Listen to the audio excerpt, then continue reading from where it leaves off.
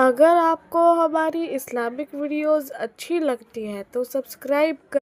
حضور اکرم صلی اللہ تعالی علیہ وسلم جب اعلان نبوت فرمائے ہیں، حضرت خدیجہ ایمان لائی، اپنے مال سے مدد کیا، ساری چیزیں کی۔ جانتے ہیں جب حضور پاک نے حضرت خدیجہ سے نکاح کیا، آپ کی عمر 25 سال تھی، ان کی 40 سال۔ سیدہ خدیجہ الکبریٰ رضی اللہ تعالیٰ عنہ کے ساتھ حضور صلی اللہ علیہ وسلم نے 25 سال گزارے۔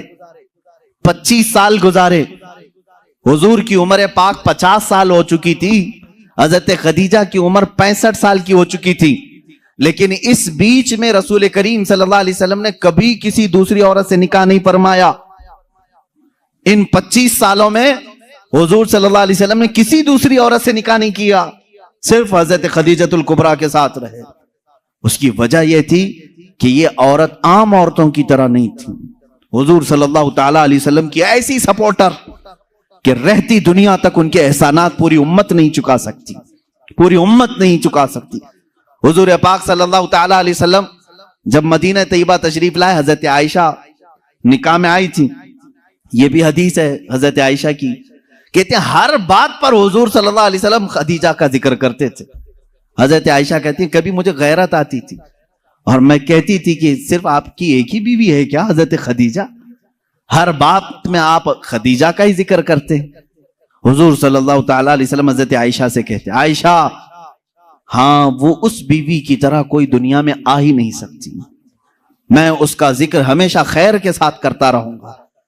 حضرت عائشہ صدیقہ جب کبھی حضرت خدیجہ کے متعلق سوال کرتی، میرے آقا فرماتے جب پورے مکہ والوں نے مجھے جھٹلایا تھا تو خدیجہ نے اپنایا تھا، جب لوگ مجھ پر سوشل بائیکاٹ کر چکے تھے خدیجہ نے اپنا پورا مال مجھ پر قربان کیا تھا، جب لوگ ہمیں اپنے گھروں سے دور کر چکے تھے تو خدیجہ میرے ساتھ دن اور رات رہا کرتی تھی۔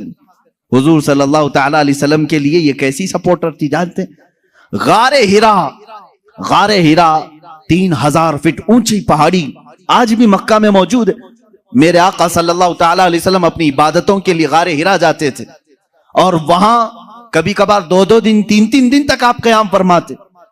حضور پاک صلی اللہ تعالی علیہ وسلم کے لیے حضرت خدیجہ اپنے گھر سے کھانا لے کر دن میں 2 مرتبہ، کبھی 2 دن میں 3 مرتبہ اوپر چڑھ کر کے جایا کرتی۔ آج جو گئے ہیں عمرہ یا حج کے لیے، جنہوں نے چڑھائی کی ہوگی انہیں معلوم ہے، ایک بار چڑھ کے آنے کے بعد 8 دن سو جاتے ہیں لوگ، اتنی تکلیف ہوتی ہے، بہت اونچی پہاڑی ہے۔ اور ماں سیدہ خدیجہ الکبریٰ رضی اللہ تعالیٰ عنہ روزانہ اپنے رفیق حیات سرکار دو عالم صلی اللہ علیہ وسلم کے لیے اپنے گھر سے کھانا لے کر اتنی بلندی پر جاتی، اور کبھی حضور صلی اللہ علیہ وسلم اتر رہے ہوتے غار ہیرا سے یا اپنے گھر کے باہر آ کر کھڑی ہو کر انتظار کرتی۔ لوگ گزرنے والے کہتے ہیں خدیجہ آ جائیں گے تیرے شوہر، ابھی اوپر سے اتر رہے ہیں، تو باہر کیوں کھڑی ہے، چھاؤں میں کھڑی ہو جا۔ حضرت خدیجہ کہتی مجھے یہ زیب نہیں دیتا کہ میرے شوہر دھوپ میں چلے آ رہے ہوں اور میں چھاؤں میں کھڑی رہوں، جب تک وہ میرے پاس نہ آ جائے میں بھی وہیں سے ہی کھڑی رہوں، اس لیے کہ وہ دھوپ میں آ رہے ہیں تو میں بھی دھوپ میں کھڑی رہوں۔ یہ ان کی محبت تھی۔ سیدہ خدیجہ الکبریٰ رضی اللہ تعالیٰ عنہ، آخری لمحات ہیں سیدہ خدیجہ الکبریٰ رضی اللہ تعالیٰ عنہ کے۔ عزیزان گرامی، حضور صلی اللہ تعالیٰ علیہ وسلم کی ساری بیویوں میں ایک خصوصیت حضرت خدیجہ کو یہ بھی حاصل ہے کہ حضور اکرم صلی اللہ علیہ وسلم کے سارے اولاد حضرت خدیجہ کے پیٹ سے ہوئے، حضرت خدیجہ کے بطن مبارک سے۔ صرف ایک ہیں حضرت بی بی ماریا قبطیہ کے نام سے، وہ باندھی تھی، لیکن ازواج مطہرات میں حضور صلی اللہ تعالیٰ علیہ وسلم کی بیویوں میں صرف اور صرف حضور کی اولاد حضرت خدیجہ سے ہوئے، باقی کسی سے نہیں۔ 6 اولاد حضرت خدیجہ کے بطن سے ہوئے۔ حضور پاک صلی اللہ تعالی علیہ وسلم کی اولاد کی ماں حضرت خدیجہ، بلکہ یوں سمجھو آج پوری کائنات میں پھیلے ہوئے سادات کی بھی ماں حضرت خدیجہ الکبریٰ۔ یوں تو حضور کی اور بھی ازواج مطہرات ہیں، سادات کی کوئی اور ماں ہو سکتی؟ حضور صلی اللہ تعالی علیہ وسلم کی الگ الگ بیویوں سے الگ الگ نسل ہوتی، لیکن رب ذوالجلال نے حضور صلی اللہ تعالی علیہ وسلم کے اولاد کی ماں ہونے کی شان صرف حضرت خدیجہ کے سر رکھا ہے۔ حضرت خدیجہ الکبریٰ رضی اللہ تعالیٰ عنہا سے آخری بیٹی سیدہ کائنات فاطمہ الزہرا رضی اللہ تعالیٰ عنہا۔ اب سنیے حدیث پاک، حضور پاک صلی اللہ تعالیٰ علیہ وسلم کی یہ رفیقہ حیات، اپنی زندگی کی شریک حیات، جنہوں نے اپنا سب کچھ حضور کے لیے لٹایا تھا، آخری وقت جب آیا حضرت فاطمہ کو بلاتی ہیں۔ حضور پاک صلی اللہ تعالیٰ علیہ وسلم اس وقت باہر تھے، حضرت فاطمہ سے کہتی ہیں خدیجہ رضی اللہ تعالیٰ عنہ، بیٹی مجھے لگتا ہے میرے آخری دن ہیں۔ حضرت فاطمہ رضی اللہ تعالیٰ عنہ کی عمر چھوٹی تھی اس وقت، اور کہتی کیا ہے، مجھے میری طبیعت کی فکر نہیں، فاطمہ میرے جانے کے بعد اپنے بابا کا خوب خیال کرنا۔ حضور صلی اللہ تعالیٰ علیہ وسلم کے متعلق وصیت کر رہی ہیں، حضرت فاطمہ سے کہہ رہی میں نے زندگی کے ہر لمحے یہ کوشش کرتی رہی کہ رسول پاک صلی اللہ تعالیٰ علیہ وسلم کے دل اقدس پر ایک ہلکی خراش بھی نہ آنے پائے۔ اے فاطمہ تم میں سے کوئی بھی اپنے باپ کے متعلق ایک ہلکی خراش آنے والا بھی معاملہ نہ کرنا۔ اس مرض کی وقت یہ وصیت کر رہی ہیں جس مرض میں آپ کی وفات ہوئی۔ حضرت خدیجہ رضی اللہ تعالیٰ عنہا اور دنیا کی مالدار خاتون تھیں، بڑی مالدار تھیں مکہ کی، لیکن جانتے ہیں آخر وقت وصیت کیا کر رہی؟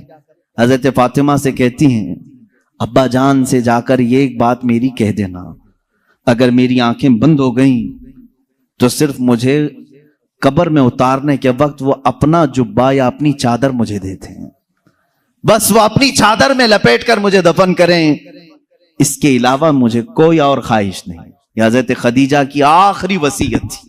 حضور پاک صلی اللہ تعالیٰ علیہ وسلم کی وہ رفیقہ حیات جنہوں نے زندگی میں حضور کے ہر قدم پر ساتھ دیا ہے، ہر قدم پر۔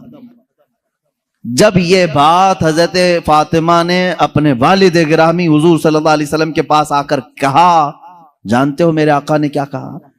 حضرت خدیجہ رضی اللہ تعالیٰ عنہا کی وفات ہو چکی تھی اور ان کو دفن کیا گیا حضور کی چادر مبارک میں۔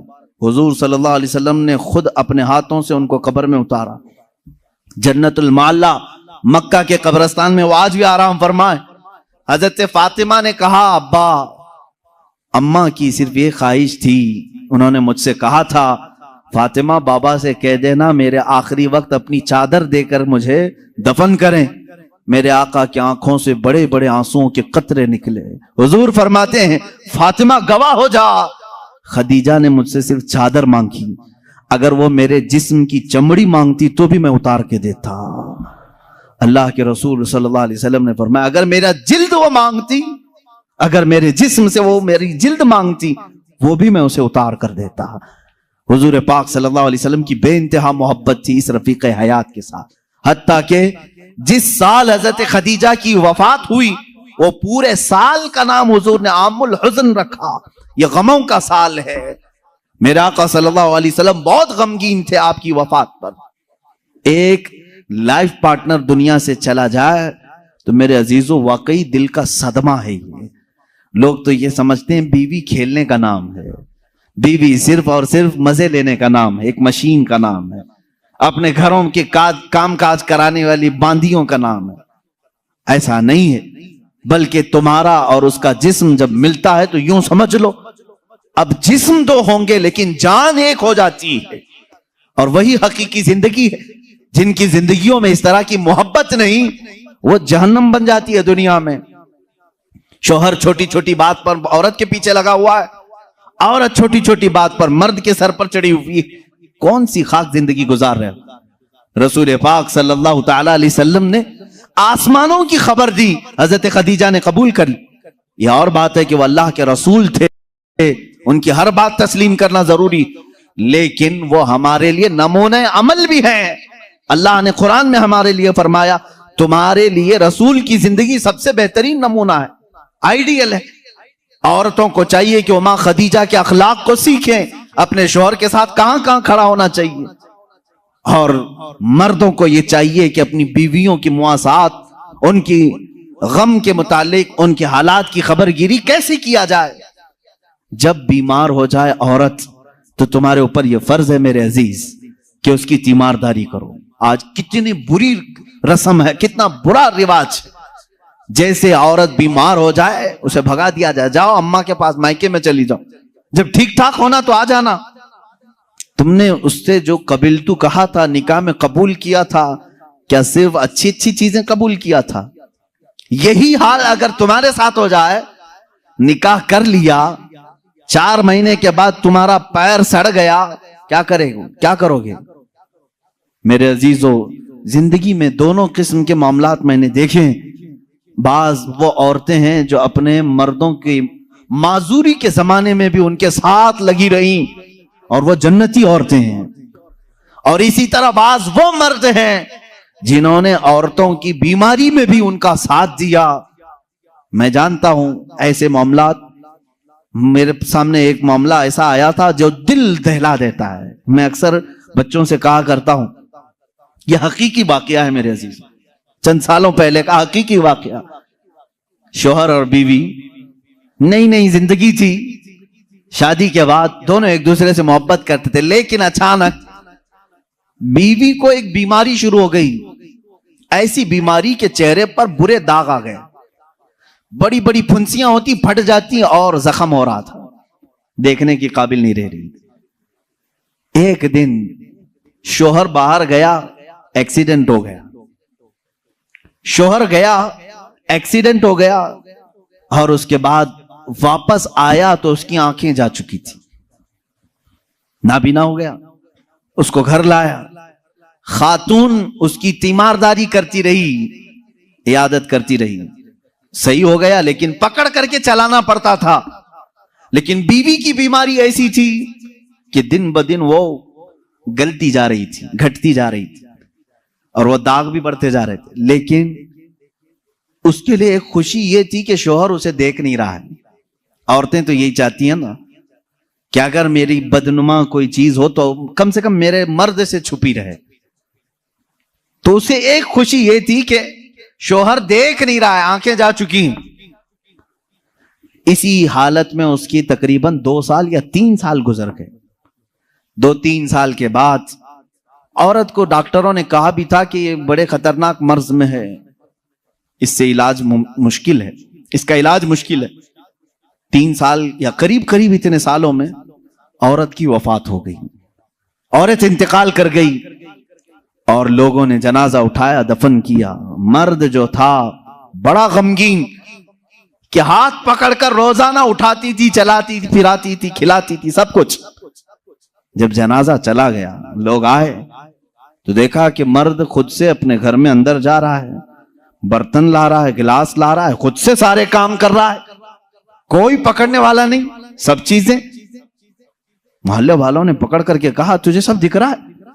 اس نے کہا، میں کبھی اندھا ہوا ہی نہیں تھا، میں کبھی اندھا ہوا ہی نہیں تھا۔ 3 سال سے تو صرف میں نے اندھا ہونے کا ایک بہانہ تلاش کر لیا تھا، صرف اس لیے کہ میری بیوی یہ سوچ رہی تھی کہ میرے چہرے پر بدنما داغ ہے، میرا شوہر مجھے کہیں چھوڑ نہ دے۔ میں نے اس کی فیلنگ کو برقرار رکھنے کے لیے اندھے ہونے کا ناٹک کیا تھا، اور وہ اس دنیا سے خوشی خوشی گئی ہے۔ بس مجھے اتنا احساس ہے، دنیا میں وہ مرد بھی ہیں جنہوں نے اپنی عورت کا دل رکھنے کے لیے 3 سال تک نابینا ہونے کا ایک ڈھونگ کیا، صرف اس لیے کہ اس کا دل نہ ٹوٹے۔ بعض بیماریاں ایسی ہوتی ہیں، ان سے تم صرف نظر کرو، قطع نظر کرو، اور اگر تم نے صرف خوبصورتی دیکھ کر کے شادی کی تو تم نے کسی نفس یا کسی جان سے نہیں نکاح کیا، تم تو صرف اور صرف حسن سے شادی کی۔ یہ حسن 4 دن 5 دن کے بعد ختم ہوگا، تمہارے طبیعت کی اور بہلانے کی چیزیں ختم ہو جائیں گی، تو پھر ناچاکی نا اتفاقی بڑھ جائے گی۔ محبت جسم سے نہیں، روح سے ہوتی ہے۔ محبت اس کے چہرے کے سپاٹ ہونے سے نہیں، اس کے اخلاق و کردار سے ہوتی ہے۔ بہت ساری عورتیں وہ ہیں جن کی عادات سے تم محبت کرو، ان کے اخلاق سے محبت کرو، ان کے کردار سے محبت کرو، پھر دیکھنا ان کا کالا پن کبھی تمہیں احساس بھی نہیں دلائے گا، کبھی ان کا بھونڈا پن بھی تمہیں احساس نہیں دلائے گا، اگر اخلاق کی خوبصورتی اس کے اندر ہو۔ یہ مردوں کے لیے ضروری ہے میرے عزیزو۔ اللہ کے نبی صلی اللہ تعالی علیہ وسلم نے جو حسن سلوک اپنی خانگی زندگی میں اپنی ازواج مطہرات کے ساتھ کیا، میں چیلنج کے ساتھ کہتا ہوں پوری دنیا میں اس کی مثال کوئی نہیں پیش کر سکتا، کوئی نہیں لا سکتا۔ رسول پاک صلی اللہ تعالی علیہ وسلم نے اپنی ہر زوجہ کے ساتھ جو حسن سلوک فرمایا، یہاں تک کہ اللہ تعالیٰ نے آیتیں نازل فرمائی قرآن میں ازواج مطہرات کے آداب کے لیے، وَإِذَا سَأَلْتُمُوهُنَّ مَتَاعًا فَاسْأَلُوهُنَّ مِنْ وَرَاءِ حِجَابٍ، اے لوگو جب کبھی تم رسول کی بیویوں سے کوئی چیز مانگنے جاؤ گے پردے کے پیچھے کھڑے رہنا۔ حضور کی عورتوں کے بالکل مقابل آنا جائز نہیں، جبکہ وہ پوری امت کی مائیں ہیں۔ قرآن کہتا ہے وہ امہاتکم، وہ تمہاری مائیں ہیں۔ اللہ تبارک و تعالیٰ نے مومنین کی مائیں انہیں بنایا ہے۔ عزیزان گرامی وقار، رسول کریم صلی اللہ تعالیٰ علیہ وسلم کی یہ ازدواجی زندگی تھی۔ شادی کس طرح سے کریں، کس کے ساتھ کریں، ایک الگ ٹاپک، لیکن میں آپ کو یہ ضرور بتاؤں گا۔ حضور اکرم صلی اللہ تعالیٰ علیہ وسلم نے فرمایا یا معشر الشباب من استطاع منکم الباء فلیتزوج فإنه اغض للبصر واحسن للفرج، اے نوجوانوں تم میں سے جس کی استطاعت ہے چاہیے کہ وہ نکاح کر لے، اس لیے کہ نکاح تمہاری آنکھوں کو بچاتا ہے، تمہارے شرمگاہ کی حفاظت کرتا ہے۔ اور یہ دو چیزیں ایسی ہیں جو بڑی ڈینجر ہیں، آنکھیں بہکتی ہیں اور شرمگاہ زنا کرتی، یہی دو چیزیں ہیں جو انسان کو تباہی و بربادی میں لے جاتی ہیں۔ اس کا سولوشن نکاح ہے، اور حضور اکرم صلی اللہ علیہ وسلم نے فرمایا نکاح کو اتنا آسان بنا دو کہ زنا کرنا مشکل ہو جائے۔ لیکن آج الٹا نہیں ہے، الٹا نہیں ہے، زنا بہت آسان ہو گیا لوگوں کو، وہ تھوڑے پیسے خرچہ کر کے کسی بھی عورت کے ساتھ معاذ اللہ رب العالمین منہ کالا کر لیتے ہیں۔ لیکن نکاح کرنے کے لیے کتنی بندشیں لگا رکھی ہیں، آسان کرو اسے جتنا ہو سکے۔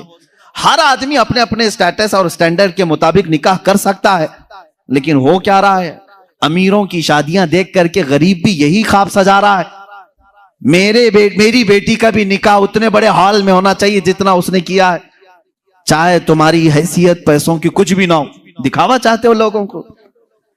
شادیاں بڑی بڑی کرنا اکثر لوگوں کا صرف اور صرف اس لیے ہوتا ہے کہ لوگ دیکھ کر کے کہیں واہ کیا شادی کیا، صرف اتنی تعریف سننے کے لیے تم اتنے پیسے خرچہ کرنے چاہ رہے ہو۔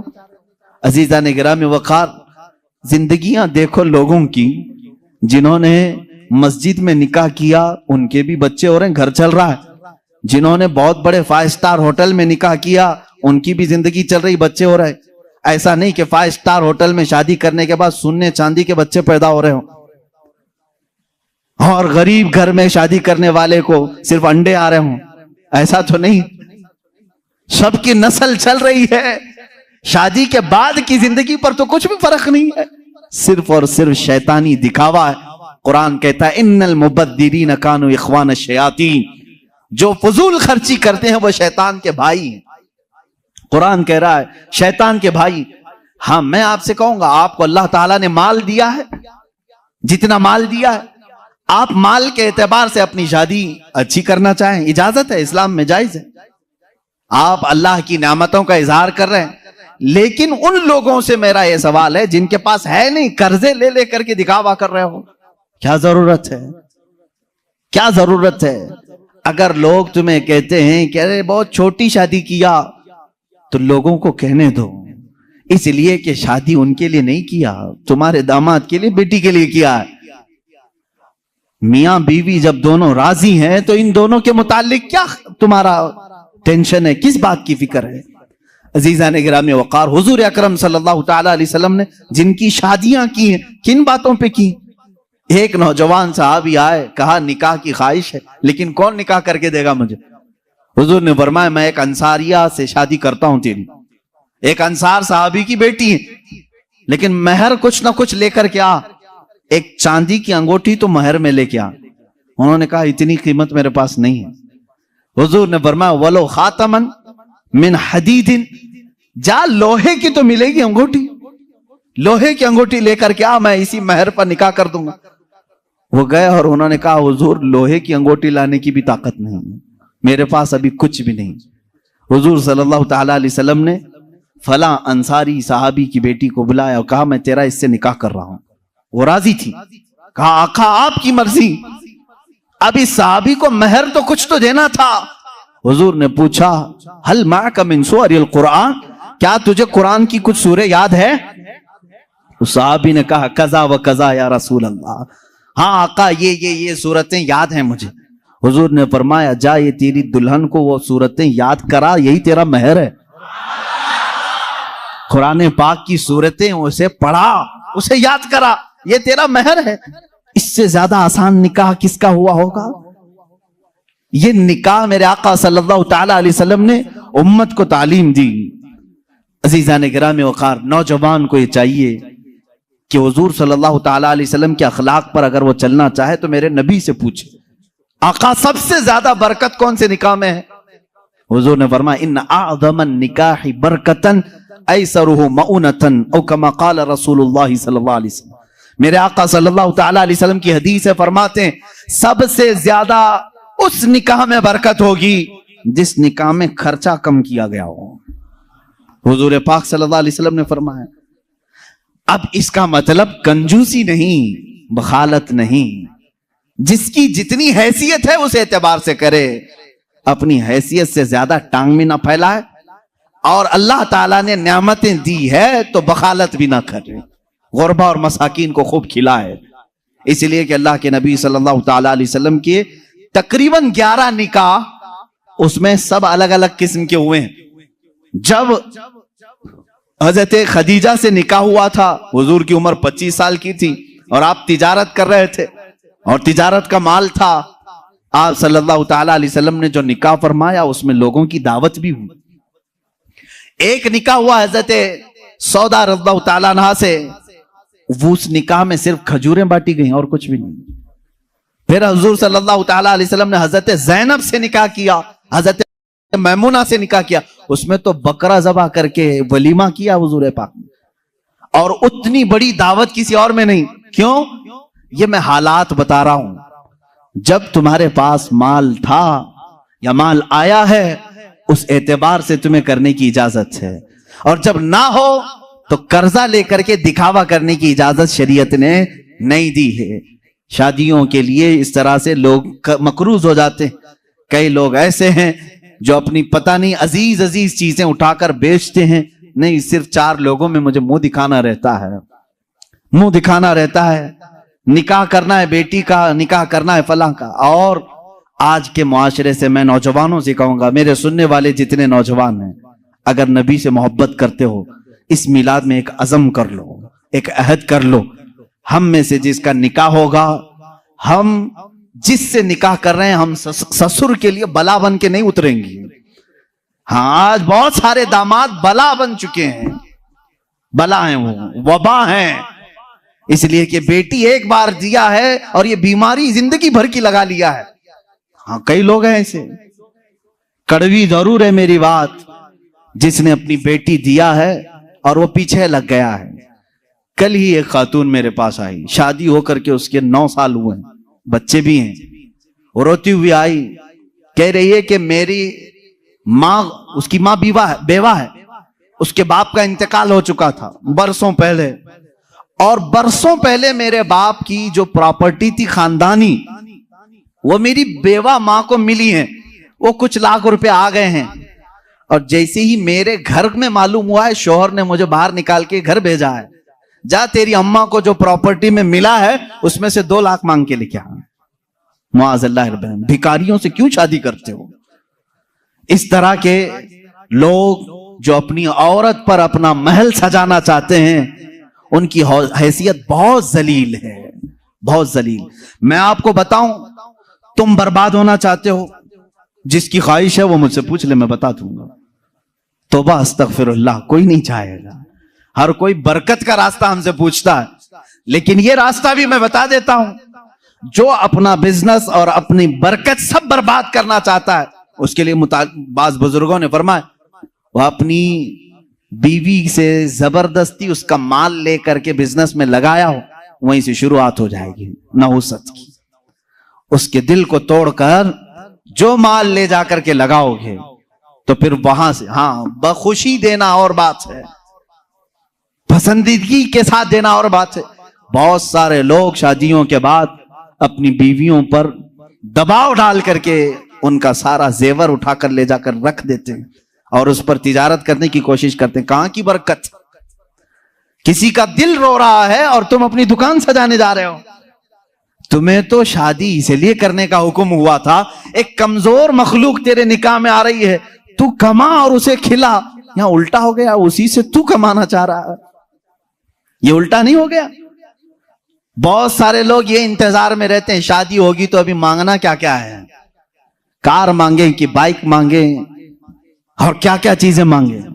ان بھکاریوں سے میں کہتا ہوں کھٹورا لو اور گلی گلی گھومو, ہر جگہ جاؤ, ایک سال میں بہت کچھ مل جائے گا. اور اگر تمہیں شرم آتی ہے تو میرے عزیزو ایک خاتون سے اور اس کے باپ سے اس طرح کے مطالبے ہرگز نہ کرو. ہاں, مانگنے کے طریقے بھی الگ الگ ہیں. پہلے کھل کر مانگتے تھے, بولتے تھے یہ چاہیے, لسٹ آتی تھی, ساری لسٹ آتی ہے خاتون کے گھر میں سسرال. لیکن ابھی کچھ نہیں, ہماری کچھ بھی خواہش نہیں ہے, ایک اچھی شادی کر کے بھیجو. اچھی شادی کرو. اچھی شادی کا مطلب ڈینیسن میں ہونا چاہیے. میں تو یہاں نام لے رہا ہوں, تم دبا کر کے اپنی خواہشوں کا ذکر کرو اور اسی میں دبے لفظوں میں ساری چیزیں. ہم کو کچھ مت دینا, اپنی بیٹی کو ہی جو کچھ بھی دینا ہے دے دو, ہم اس پر نہیں کہیں گے. اور باپ بیٹی کو جو دے بعد میں تانا ماریں گے. کیا تیرا باپ اتنا نااہل ہے, تجھے ایک واشنگ مشین نہیں دیا, تجھے ایک پلنگ نہیں دیا, تجھے ایک تجوری نہیں دیا, تم تو کہہ رہے تھے کچھ نہیں چاہیے. عزیزان گرامی, یہ بھی طریقہ بھیک مانگنے کا ہی ہے. بھیک مانگنے, یہ جہیز کی لعنتوں کو ختم کرو. جو وہ اپنی خوشی سے لے آئے وہ اس کا مال ہے, تمہارا نہیں. عورت جو اپنے گھر سے لاتی ہے وہ اس کا خود کا مال ہے, شوہر کا نہیں, نہ سسرال کا ہے. عورت جب تک چاہے اسے استعمال کرے, وہ اجازت دے تو دوسرے استعمال کریں. تم شریعت کا مسئلہ سمجھتے ہو؟ اگر اس کی اجازت کے بغیر کسی دوسرے نے استعمال کیا اس کے مال کو, کل قیامت کے دن اس کی پکڑ ہوگی, اس کی نیکیاں ضبط کی جائیں گی, تم حقوق العباد میں گرفتار ہو جاؤ گے. یہ مسائل ہلکے نہیں ہیں. اس لیے میرے عزیزوں, وہ اور ہوں گے. مجھے یہاں معلوم ہے کہ یہ رواج کیوں آئے جانتے ہیں؟ یہاں پر ہندوؤں کے یہاں یہ ماحول ہے, جہیز کی رسم بہت خطرناک بلا ہے ان کے ہاں. آج بھی عورتیں جلائی جاتی ہیں جہیز کے نام پر. بعض اسٹیٹ ایسے ہیں آج وہاں جہیز کے نام پر بہت خطرناک معاملات سسرال والے کرتے ہیں. یہ رسم و رواج پہلے سے چلی آئی, جس کی وجہ سے آپ لوگوں نے یہ اڈاپٹ کیا. ورنہ میں کہتا ہوں نوجوانوں کو عرب میں جاؤ, شادی کرنا مشکل ہو جائے گا. ہاں, وہاں پر تم کیا مانگو گے؟ تمہیں باپ ایک پھوٹی کوڑی بھی نہیں دے گا لڑکی کی. لڑکی کا باپ کچھ نہیں دے گا, بلکہ پلس لڑکی تم سے مانگتی ہے 1,00,000 روپے مہر میں رکھ, تب میں شادی کے لیے تیار ہوتی. وہاں عورتیں مانگتی ہیں. سعودی میں تو آدھا کلو پاؤ کلو سننا مہر میں دینا پڑتا ہے. بیچارے کتنے نوجوان ایسے کماتے کماتے مہر کی رقم 40 سال کے ہو جاتے ہیں. باہر وہاں عرب میں آج بھی یہ رواج, عورت کا حق ہے مانگنا, مرد کیا مانگے گا. یہاں جو ہمارا معاشرہ بدلا ہے اس کی وجہ ہماری صحبت ہے, جو دیکھ رہے ہیں ہم ادھر ادھر. یہ صحبت کا اثر ہے جو تمہارے ہاں جہیز کی لعنت آ گئی. اسے نکالو اپنے ہاتھ سے. اور کسی بھی عورت کے گھر اس کے باپ پر بلا بن کر کے نازل نہ ہو. جب تم باپ بنو گے تمہیں پتا چلے گا ایک جگر کے ٹکڑے کو, بیٹی کو رخصت کرنا کتنا سخت ترین معاملہ ہوتا ہے. میرے عزیزو, جن بچیوں کو ہم اپنے گودوں میں پالے ہوتے ہیں, انہیں بڑی کیے ہوتے ہیں, انہیں پڑھائے ہوتے ہیں, کھلائے ہوتے ہیں, ہر عید بقرعید پر انہیں پہنائے ہوتے ہیں, ان ننھی سی کلیوں کو جب باپ رخصت کرتا ہے تو اس کا کلیجہ ٹوٹ جاتا ہے. پھر تم جانتے نہیں, اس کے گھر سے پوری کی پوری ذات لے کر کے آ رہے ہو, پھر اس پر پلس تمہیں اور مال بھی چاہیے, پیسے بھی چاہیے. کیا یہ رواج ہمارے ہاں نہیں ہے؟ رسم کرو تو لڑکی کے گھر میں, شادی کرو تو لڑکی کے گھر میں. پورے اس کارکرم میں صرف ولیمہ ایک ہی ہے جو مرد کے گھر میں ہوتا ہے, باقی کیا ہے سب عورت کے گھر میں کرنا ہے. بچہ ہو جائے چلا اس کے گھر میں. ہاں, جتنے بھی رسم ہیں, ارے شادی کی تاریخ فکس کرنی ہے, تم اپنے گھر میں بھی تو کرا سکتے تھے, نہیں لڑکی کے گھر میں ہی کریں گے جا کے. جب جب جائیں پورے خاندان کو لے کر اتر جائیں، راشن ختم ہو جائے. یہ بلا نہیں ہے تو اور کیا ہے؟ گھر کے کچن پر مصیبت نازل ہوتی ہے ہر مہینے 2 مہینے میں. یہ اس طرح کی حرکات کسی ایک گھر کے ساتھ جو ہو رہی ہیں، اس سلسلے کو کب ختم کریں، کب بند کریں؟ وہ رسول پاک صلی اللہ تعالی علیہ وسلم کی زندگی پاک کے اعلیٰ نکاح. آپ کو معلوم ہے حضرت ام حبیبہ رضی اللہ تعالیٰ عنہ حضور کی ایک زوجہ ہیں.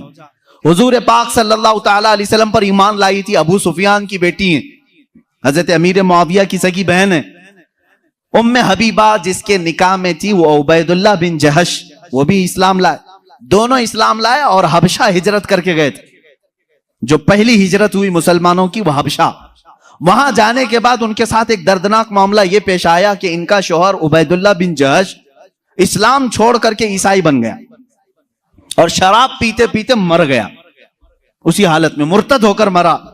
حضرت ام حبیبہ کے دل میں بڑی چوٹ تھی، بڑا زخم تھا. حضور پاک صلی اللہ علیہ وسلم کو جب یہ اطلاع دی گئی، ام حبیبہ ایک تو اپنا وطن چھوڑ کر ہجرت کر کے گئی، دوسرا غم اس کے شوہر نے دین بدل لیا، تیسرا یہ کہ وہ مر بھی گیا شراب کی حالت میں. اب وہ تنہا ہے پردیس میں، ان کا اپنا وطن نہیں. رسول کریم صلی اللہ تعالی علیہ وسلم نے وہاں کے بادشاہ جو نجاشی، وہ بھی اسلام قبول کر چکے تھے، ان کو خط لکھا، اپنے پاس سے ایک صحابی کو بھیجا اپنا وکیل بنا کر کے. کہا اے نجاشی، یہ میرا وکیل ہے، تمہارے دربار میں آ رہا ہے. ام حبیبہ بیوہ ہو چکی، میرے وکیل کی موجودگی میں ام حبیبہ کا نکاح میرے ساتھ کر دو. حضور نے یہ نکاح کا آرڈر دیا وکیل بنا کر. وکیل دربار نجاشی میں آیا. نجاشی بادشاہ نے ام حبیبہ کو جب یہ خبر سنائی، وہ خوشی سے رونے لگ گئی تھی، خوشیوں سے رونے لگی. وہ کہہ رہی تھی کہ میرا ایک شوہر چھوڑا، میں سمجھ رہی تھی زندگی اچاٹ ہو گئی، لیکن کائنات کے آقا و مولا نے اپنے نکاح میں مجھے قبول کیا. اور نجاشی کے بادشاہ، نجاشی جو بادشاہ تھے حبشہ کے، ان کے دربار میں نکاح ہوا. خطبہ خود نجاشی نے پڑھا اور حضور صلی اللہ علیہ وسلم کے ساتھ نکاح ہوا. حضور اس وقت رسول کریم صلی اللہ علیہ وسلم مکہ میں تھے، حضور پاک مکہ میں تھے. نکاح ام حبیبہ کا حبشہ میں ہو رہا ہے، اور حبشہ میں ہی میرے آقا صلی اللہ تعالی علیہ وسلم کی اس زوجہ مطہرہ کو نجاشی بادشاہ نے صحابہ کو بلایا اور دعوت کیا اور 2 غلاموں کے ساتھ اس دلہن کو روانہ کیا حضور صلی اللہ تعالی علیہ وسلم کی بارگاہ. مجھے بتاؤ کتنے جھمیلے تھے، منگنی کہاں ہے، یہ بیچ میں تاریخ فکس کرنے والے معاملات کہاں ہیں، روزہ کھلانے والے معاملات کہاں ہیں، چاند سلامی کہاں گئی، یہ سب معاملات چلے گئے. حضور مکہ میں ہیں، ام حبیبہ حبشہ میں ہیں، نکاح نجاشی کر رہے ہیں اور دلہن صرف 2 لوگوں کے ساتھ رخصت ہو کر دربار رسول میں آ رہی. مجھے بتاؤ کائنات کا سب سے اعلیٰ دولہا وہ ہے اور سب سے اعلیٰ دلہن وہ ہیں. ان کی زندگی کیا ہمارے لیے نمونہ عمل نہیں ہے، ہمارے لیے آئیڈیل نہیں ہے؟ عزیزان گرامی وقار، حضور پاک صلی اللہ تعالی علیہ وسلم کی آئلی زندگی صرف قصے بیان کرنے کے لیے نہیں، اپنی زندگی میں عمل کرنے کے لیے. حضور کی سیرت اپنانے کے لیے ہے، صرف سنانے کے لیے نہیں. یہ بات سمجھ لو. آپ میلاد کی مجلسوں میں میرے آقا کا ذکر سننے آتے ہیں تو یہ کہانیوں کی طرح مت سنو، عمل کرنے کی نیت سے سنو. اور اگر کسی نے یہ نیت نہیں کیا تو اسے سیرت سننے کا کوئی فائدہ نہیں اور نہ کوئی ثواب ہے. جب جب محفل میں بیٹھیں تو یہ نیت کریں، حضور کی سیرت جو بھی سنوں گا عمل کی کوشش کروں گا. عزیزان گرامی وقار، میں سمجھتا ہوں ہماری محفلیں قبول ہو جائیں گی اگر کسی نے عمل کا ایک بھی ارادہ کر لیا، اگر طے کر لیا کہ مجھے کرنا ہے. اب آؤ، میں جو بات کہہ رہا تھا وہ ادھوری رہ گئی. حضور پاک صلی اللہ علیہ وسلم نے نوجوانوں سے کہا تم میں سے جس کی طاقت ہے وہ نکاح کریں. حضور سے پوچھا گیا کس سے نکاح کریں، کیسی عورت ہونی چاہیے. نکاح سے پہلے کے معاملات، عورت کو تلاش کرنا یہ اہم مسئلہ ہے. ضرور اس چیز میں اپنا وقت لگائیں. میں نہیں کہتا کہ تلاشنا نہیں چاہیے، تلاشیں، اس لیے کہ وہ تمہاری نسل اس سے چلنے والی ہے، تمہارا خاندان اس سے آباد ہونے والا ہے. تو خالی تم گورا چٹا رنگ دیکھنے کے پیچھے نہ پڑو، بلکہ پورے ایک گھر کو چلانے والی، بلکہ تمہارے بچوں کی پہلی یونیورسٹی ہے، پہلی درسگاہ ہے. تم اس درسگاہ کو لانے جا رہے ہو تو کیا کیا اس کے اندر کوالٹی ہونی چاہیے وہ دیکھو. لوگ خالی فوٹو دیکھ کر یہ رنگ کالی ہے گوری ہے، کالی ہے گوری، اسی پر لگے ہو۔ حضور پاک صلی اللہ تعالی علیہ وسلم نے فرمایا دنیا میں جو بھی نکاح کرتا ہے اس کے 4 مقصد میں سے ایک ہوتا ہے، یا تو عورت کا حسن و جمال دیکھ کے نکاح کرتا ہے، یا عورت کے پیسے دیکھ کر کے کرتا ہے، بہت مالدار ہے، بڑے باپ کی بیٹی ہے، سنو ایسے داماد ہو۔ حضور صلی اللہ علیہ وسلم نے فرمایا یا تیسرا مقصد یہ ہوتا ہے کہ بڑے خاندان والی ہے، یعنی حسب و نسب اعلیٰ ہے، ہم تو شیخ تھے وہ پٹھان ہے، یا پھر اور کسی بڑے خاندان کی ہے۔ پہلا خوبصورتی، دوسرا پیسہ، تیسرا خاندان۔ حضور نے فرمایا چوتھا ایک مقصد ہے وہ اچھا ہے۔ حضور فرماتے ہیں یا تو پھر اس کے اخلاق و کردار دیکھ کر نکاح کرتا ہے، یہ 4 میں سے کوئی ایک۔ اور رسول کریم صلی اللہ علیہ وسلم نے ہر ایک کا ریزلٹ بھی بتایا۔ جس نے صرف حسن و جمال دیکھا اور کچھ بھی نہیں دیکھا، خوبصورتی دیکھی، میرے آقا فرماتے ہیں ان قریب اللہ اسے فتنے میں مبتلا کرے گا۔ فتنے میں مبتلا کیا؟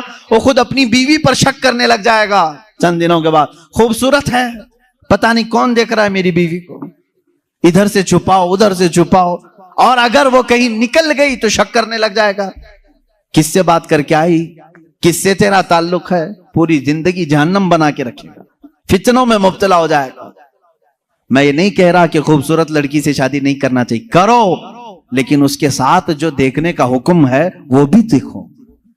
خوبصورت عورتیں، خوبصورت لڑکیاں تمہارے لیے نقصان دہ نہیں، اچھی ہیں، لیکن اس کے ساتھ جو دیکھنے کا حکم ہے وہ دیکھنا ضروری۔ میرے آقا صلی اللہ علیہ وسلم نے دوسرے نمبر پر فرمایا جس نے صرف مال دیکھ کر کے نکاح کیا، بہت پیسے والا گھر ہے، نکاح کرو اس سے، کیونکہ نکاح کے ساتھ گاڑی گھوڑا سب آئے گا۔ حضور پاک صلی اللہ علیہ وسلم فرماتے ہیں ان قریب اللہ اسے فقیر بنا دے گا، اسے محتاج بنا دے گا۔ ایسے دامادوں کو دیکھا ہے ہم نے، ہر ایک سے قرضے لیتے رہتے ہیں، ہاں سسر سے تو ملا ہی تھا لیکن برکت کچھ نہیں ہوئی، پھر اس سے 4 اس سے 4 اس سے 4 قرضے میں ہی ڈوبا ہے، اور یہ قرض کی لعنت اس کی ختم نہیں ہوتی۔ ڈھونڈ کے دیکھو ایسے بہت داماد ملیں گے، یا تو پھر وہ گھر جمائی بنیں گے۔ تیسرا جو بڑے خاندان کو دیکھا، حضور پاک صلی اللہ علیہ وسلم فرماتے ہیں اللہ اسے رسوا کر دے گا، وہ ذلیل ہو جائے گا لوگوں میں۔ ہاں جس نے اخلاق و کردار دیکھا، عورت کے اچھے اخلاق و کردار، اس کی دینداری دیکھا، حضور فرماتے ہیں اللہ اسے دنیا میں بھی برکت دے گا، آخرت میں بھی برکت دے گا۔ اب اس کے ساتھ پلس کیا ہے؟ نمبر 1 تم نے دین دیکھا، اخلاق و کردار دیکھا، اس کے ساتھ حسن و جمال بھی مل گیا تو بونس ہے تمہارے لیے، ساتھ میں مالدار بھی ملی تو بھی پلس پوائنٹ ہے، بڑے خاندان والی بھی ملی تو اور اچھا ہے، سونے پہ سہاگا ہے۔ ہاں لیکن نمبر 1 سب سے پہلی چیز اس کی دینداری۔ تمہارے گھر کی عورتوں کو جب بھیجو کسی لڑکی کو دیکھنے کے لیے، سکھا کر کے بھیجو، جاتے ہی یہ نہ پوچھیں کیا کیا پکانا آتا ہے، کیا کیا سلنا آتا ہے، ایمبرائڈری آتی ہے کہ نہیں آتی ہے، یہ نہیں، سب سے پہلا سوال کرو کہ قرآن کتنا پڑھا ہے، قرآن پاک تجوید کے ساتھ جانتی ہے؟ پہلا سوال کرو اپنی بہوؤں سے۔ ان ساسوں کے لیے میں کہہ رہا ہوں، کڑھائی لکھائی اور سلائی یہ پوچھنا بعد کی بات ہے، پہلی چیز اس کا دین پوچھو۔ اور اس کے بعد میرے عزیزو، ہم سب کے لیے سب سے پہلا سوال یہ ہے، اس خاتون سے یہ پوچھو کہ اہل سنت و جماعت سے کیا تعلق ہے۔ عورتوں کی طرف سے مرد کے گھر جائیں تو بھی یہ سوال ہو، اس لیے کہ یہ عشق مصطفیٰ کی جڑ ہے، اور جہاں جڑ خراب ہو تو پھل نہیں آ سکتے۔ یہ سب سے پہلا سوال ہے کہ اس کے گھر میں دین مصطفیٰ کتنا ہے، عشق مصطفیٰ کتنا ہے، یہ سب سے پہلی چیز۔ اب یاد رکھنا جس خاتون کو اس سوال کے ساتھ تم لائے ہو، اس کی زندگی پوری اللہ رب العزت کی ذمہ کرم پر ہے، پھر اولاد اللہ کے ذمہ کرم پر ہیں، حسن و جمال کے ساتھ اللہ تمہیں با اخلاق اولاد عطا کرے گا، با اخلاق اولاد عطا کرے گا۔ لیکن یہ طریقہ شادیوں کا اس طرح سے رکھو، اگر لوگوں کو یہ معلوم ہو جائے نا، آج تم نے رواج بنا لیا، لڑکیوں کو دیکھنے آنے سے پہلے سب سے پہلے لڑکے کی اماں یہی سوال کر رہی ہے، لڑکے کی بہن یہی سوال کر رہی ہے، قرآن کتنا پڑھا ہے، تجوید کتنا پڑھا ہے، 2-4 घरों में ये होने लग जाए तो देखो लड़कियों को सबसे पहले अब कुरान पढ़ाना शुरू कर देंगे। क्यों? सबको मालूम है नहीं पढ़ाएंगे शादी नहीं होगी। आज ये एम्ब्रॉयडरी क्यों करा रही हैं, इसलिए कि सवाल तुम पहले यही कर रहे हो, सिलाई आती है कि नहीं। सब लड़कियां सिलाई क्लास में क्यों जा रही, देखने वाले आकर के यही पूछ रहे हैं सिलाई कितनी आती है, पकाई कितनी आती। इंडोनेशिया का माहौल मैंने देखा, इंडोनेशिया के हमारे बहुत सारे दोस्त हैं, सबसे ज्यादा मेरे ख्याल से हज पे आने वाले इंडोनेशिया के लोग। क्यों जानते हैं? वहां जो भी लड़की देखने के लिए जाते हैं या लड़के को लड़की वाले देखने आते हैं, पहला सवाल करते हैं हज किया है कि नहीं। हज किया है तो बाप अपनी बेटी देता है, हाजी को दे रहा हूं। और इसी तरह लड़का भी फख्र करता है, मेरे तकरीबन 100 से ज्यादा इंडोनेशी दोस्तों, सबकी औरतें हज्जन है और वो खुद हाजी हैं। कहते हैं हमारे यहाँ शादी से पहले हज करा देते हैं, इसलिए कि इसी बेस पर शादी होती। ये कितने अच्छी चीज है कि दीन का सवाल हो रहा है, दीन पूछा जा रहा है। हाँ, ये तो तुमने लड़कियों से जाकर के घरों में पूछा, कढ़ाई आती है, सिलाई आती है, पकाई आती है। और यही सवाल लड़की के घर वाले जब लड़के पर के पास आते हैं, क्या करते हैं?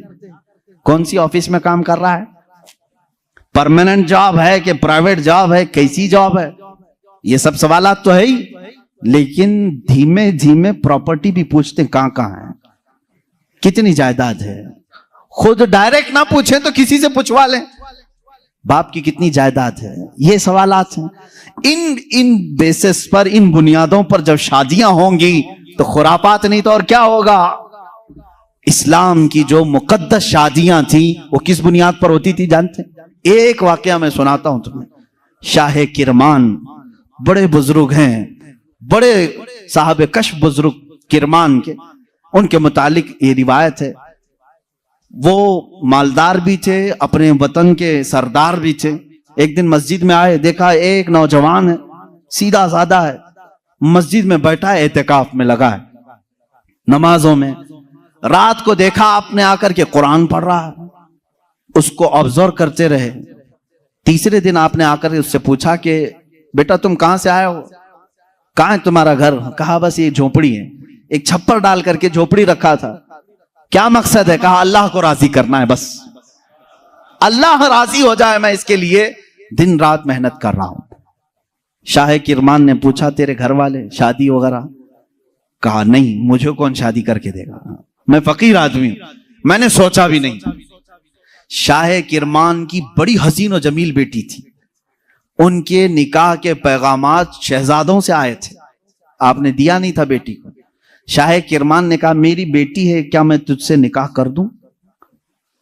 उसने कहा आप बड़ा रिस्क उठा रहे हो, मेरे पास क्या है, मैं दिन भर थोड़ी मेहनत करता हूं, थोड़ा खाने पीने का मिल जाए उसी पर मैं गुजारा करता हूं, बाकी मैं अल्लाह के लिए वक्त निकाल लेता हूं, इतना कमाता हूं जितना खाने के लिए हो जाता है बस। शाह किरमान ने कहा मैं राजी हूं। उसने कहा फिर सोच लें, आप मेरा घर देख लें। कहा मैं तुझे देख लिया बस काफी, घर कहां है तेरा वो नहीं। अपनी बेटी से जाकर के कहा एक हसीन शहजादा मैंने तेरे लिए ढूंढ लिया। बेटी भी ऐसी नहीं कि चंचल हो, हुस्न की परी हो तो नाटक और नखरे आ जाए ना, शाह किरमान की बेटी थी। कहा बाबा जान आपने जो फैसला किया वो बिल्कुल सही होगा। कहां घर है? कहा झोपड़ी में है एक, बस जो फड़ लगा करके दरख्तों के एक झोपड़ी बनाया हुआ। ये शाह किरमान की बेटी, वक्त के फरमा रवा वहां के सरदार और हाकिम की बेटी तैयार है। आपने जरूर उस नौजवान में कोई तकवा देखा होगा। कहा हाँ। मगरिब में आए, मस्जिद में निकाह हो गया, मस्जिद में निकाह हो गया और दूल्हे से कहा आजा अपने घर, हमारे घर खाना खा ले और अपनी दुल्हन को लेकर अपने घर चला। निहायत सादगी से शादी हुई। दूल्हे की तरफ से कोई नहीं, मस्जिद के जो नमाजी थे वही आए, दुल्हन के घर पहुंचे। शाह किरमान की बेटी के यहां दावत हुई। रात को दुल्हन को लेकर ये आए झोपड़ी में। झोपड़ी में सिर्फ एक बिस्तरा लगा था, पर्दे का दरवाजा था, पर्दा गिराया और एक सुराही पानी की रखी हुई है जिसमें मटका जिसको कहें आप, उस पर एक आधी रोटी रखी हुई है सूखी, खातून आई, सबसे पहले पूरी झोपड़ी को देखती रही और उसके बाद पूछी ये रोटी किस चीज की है।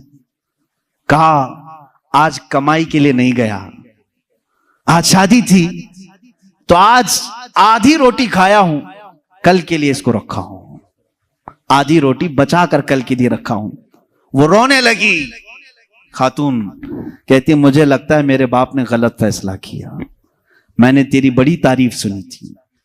वो नौजवान कहता है मुझे मालूम था बड़े घर की औरतें हमारे साथ कैसे रह सकती हैं, तुम बड़े बाप की बेटी हो। वो शहजादी कहने लगी ना, बड़े बाप की बेटी बड़े घर की तमन्ना नहीं कर रही है, मुझे मेरे बाप ने कनाअत और तवक्कुल सिखाया है अल्लाह की जात पर। मुझे इस बात का एहसास हो रहा है कि मेरा निकाह मेरे बाप ने उस शोहर के साथ किया जो आज खा करके कल के लिए बचा रहा है। क्या तेरा इतना यकीन नहीं जो आज आधी रोटी दे सकता है वो कल भी तेरा रिस्क देगा? तवक्कुल तेरा क्यों नहीं अल्लाह की जात पर कि आज जो तुझे खिलाया वो कल भी खिलाएगा? तूने बचा करके इस तरह रखा तो मुझे एहसास हुआ। मेरे अजीजों, ये है वो इस्लामी शादियां, नौजवान इतना परहेजगार कि आई हुई खातून उससे बड़ी परहेजगार, उससे बड़ी मुतवक्किला, अल्लाह की जात पर यकीन रखने वाली। यहां सारी चीजें मैंने इसलिए सुनाए नौजवानों, जिंदगी सिर्फ हंसी खुशी खेल कूद पिकनिक सैर सपाटे के नाम नहीं, एक दूसरे की जिंदगियों में उतर जाने का नाम है, एक बहुत ही एतमाद के रिश्ते का नाम है। दोनों के दरमियान इतना एतमाद हो, इतना भरोसा हो। अब शोहर और बीवी का भरोसा, एक और भी बात मैं बताऊं, बीवियां भी सुन रही होंगी, औरतें भी। जो औरत अपने मर्द से मोहब्बत करती है और जो मर्द अपनी औरत से मोहब्बत करता, सिर्फ मोहब्बत करने वालों के लिए पैगाम है, क्या तुम ये चाहते हो कि तुम्हारी बीवी हमेशा तुम्हारे साथ रहे? यहां हो सकता है आप डर करके बोले या खुशी से बोले, कुछ भी बोलो आप, लेकिन जो मोहब्बत करने वाला वो कहेगा हाँ मुझे तो रहना है। बाकी जिसके लिए आफत है वो तो कुछ भी बोलेगा। औरतें जो मोहब्बत करने वाली, मैं ये कहूंगा, क्या तुम चाहती हो कि तुम्हारा शौहर भी हमेशा तुमसे मोहब्बत करे और तुम हमेशा उसके साथ रहना चाहती हो? तो मेरे अजीजों, बुजुर्गों ने लिखा है, वो कितने बेवकूफ हैं वो लोग जो आपस में एक दूसरे से मोहब्बत करते हैं। दुनिया में हर औरत चाहती है कि मेरा शौहर छोड़ के कहीं ना जाए, मर्द ये चाहता है कि मेरी औरत मेरे अलावा किसी और को ना देखे। उन दोनों के लिए ये चाहिए कि कल क़यामत के दिन जब फैसला हो जाए, मेरे आका सल्लल्लाहु अलैहि वसल्लम ने फरमाया, अगर दोनों की नेकियां आ गई, पास हो गए, तो जन्नत में भी अल्लाह ताला उन्हें साथ रखेगा। और अगर उसमें से एक बेनमाजी था तो मर्द दोजख में जा रहा होगा, औरत जन्नत में जा रही होगी। औरत बेनमाजी थी, मर्द नमाजी था, मर्द जन्नत में जा रहा होगा, औरत दोजख में जा रही होगी। मैं ये समझता हूं मोहब्बत करने का एक तकाजा ये होनी चाहिए कि जब दुनिया में हम एक दूसरे को छोड़कर रहना पसंद नहीं करते, तो एक दूसरे को नेकियों की इतनी तलकीन करो कि कल क़यामत के दिन भी नाम पुकारा जाए तो हमारा दोनों का नाम जन्नत में जाने वालों में हो। मैं भी उसके साथ हूं, वो मेरे साथ हो, ये मोहब्बत है। औरत को चाहिए कि अपने मर्द को नमाजों की तलकीन करे, मर्द को चाहिए कि अपनी औरत को नमाजों की तलकीन करे। ये है इस्लामी जिंदगी, जिसमें आप खुशियों की और बहुत सारी मुसर्रतों की बहारें देखेंगे। अल्लाह के नबी सल्लल्लाहु तआला अलैहि वसल्लम की आइली जिंदगी और आपकी अज़दवाजी जिंदगी पर मुझे आज गुफ्तगू करनी थी। जो कुछ भी मैंने कहा है मेरे अजीजों, ये नमूने अमल है हमारे लिए। जिंदगियों में इम्तिहान होते हैं, लेकिन कड़ा इम्तिहान जवानी का है। बुढ़ापे में बहुत सारे लोग शरीफ हो जाते हैं, अल्लाह ताला उन्हें वापस सीधे रास्ते पर ले आता है, ये फजल करम है उसका। लेकिन जवानी जितने लोगों के पास आई है, ये कड़ा इम्तिहान गुजार रहे हो। इसी जिंदगी में बहुत सारी नई चीजें तुम्हारे यहां आती हैं जो न बचपने में होती हैं, न बुढ़ापे में होती हैं। ये जो दरमियानी जिंदगी है, ये बहुत सख्त तरीन इम्तिहानात की जिंदगी है। और जब मैं आपसे ये कह रहा हूं कि हर इंसान इम्तिहान से गुजरता है, تو اللہ کے نبیوں کا امتحان سب سے اعلیٰ ہوتا ہے، وہ اتنی ہی مشقتوں اور محنتوں اور مصیبتوں سے گزارے جاتے ہیں۔ آج مجھے عرض کرنا ہے، رسول کریم صلی اللہ تعالی علیہ وسلم کی میلاد مصطفیٰ کی مناسبت سے جو محافل ہم نے منعقد کی ہیں، اللہ کے نبی صلی اللہ تعالی علیہ وسلم کن کن امتحانات میں اتارے گئے، حضور پاک صلی اللہ تعالی علیہ وسلم کون کون سے امتحانات سے گزارے گئے، اور ہر امتحان میں آپ ثابت قدم رہے۔ امتحان سے مراد صرف جہاد کے میدان آپ لے لیں تو یہ الگ مسئلہ ہے، لیکن پرسنل جو زندگی گزارنے کے ایام ہوتے ہیں، یہ ہر دن ایک امتحان ہے۔